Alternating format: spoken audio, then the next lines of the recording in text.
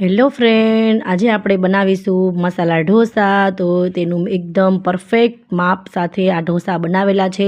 તમે શ્રાવણ મહિનો કરો છો તો મીઠાઈઓ અને બધું ફરાળો બનાવી અને ખાઈને કંટાળી ગયા હોય તો તમે આ એક વખત ટ્રાય કરો અને એકટાણામાં તમે આ ઢોસો ખાઈ શકો છો. ડુંગળી લસણ ન ખાતા હોય તો બધું તે સ્કીપ કરી અને આ મસાલા ઢોસો બનાવશો. મને ઘરે જ બેટર બનાવવાનું છે તો પણ બહુ જ ટેસ્ટી એવું બને છે. મેં એટલા સરસ માપથી આ બેટરનું માપ આપેલું છે. ચણાની દાળ અને મેથીનો ભાગ નાખી અને તમે આ ચણાની દાળને મેથી ચોખા બધું પલાળી અને સરસ એવું બેટર તૈયાર કરશો. બહુ ટેસ્ટી એવું બને છે. બહારના બેટર છે તે કેટલા દિવસના વાસી તમને આપી દે છે. તમે આ ઘરે બનાવી અને એકદમ સરળતાથી આ ઢોસાનું બેટર, ચટણી અને મસાલો બધું બનાવી અને તૈયાર કરી શકો છો.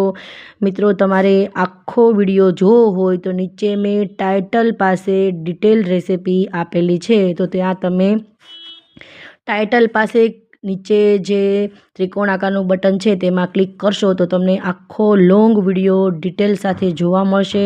અને એકદમ સરળ રેસીપી છે. જેને ઢોસા ઉઠલતા નથી તે આ બે વસ્તુ નાખી અને ઢોસા બનાવશે તો બહુ ટેસ્ટી એવા બનશે અને સરળતાથી એકદમ ઉઠલી પણ જશે. મેં આ મસાલા ઢોસો બનાવેલો છે કાચી વસ્તુ ઉપર નાખીને, અને એકદમ સરસ મસાલા વગરનો પણ ઢોસો મેં પેપર રેડી કરેલો છે. બહુ સરસ એવો આ ઢોસો થાય છે. મિત્રો, જો મેં આ બીજો ઢોસો પણ આવી રીતે પાથરી નાખ્યો છે. તેની ઉપર 1 ચમચી ઘી અને ધાણા એડ કર્યા છે અને લાલ મરચું પાવડર મેં સ્પ્રિંકલ કરી લીધું છે. તમે આની ઉપર મેગી મસાલો એડ કરી શકો છો.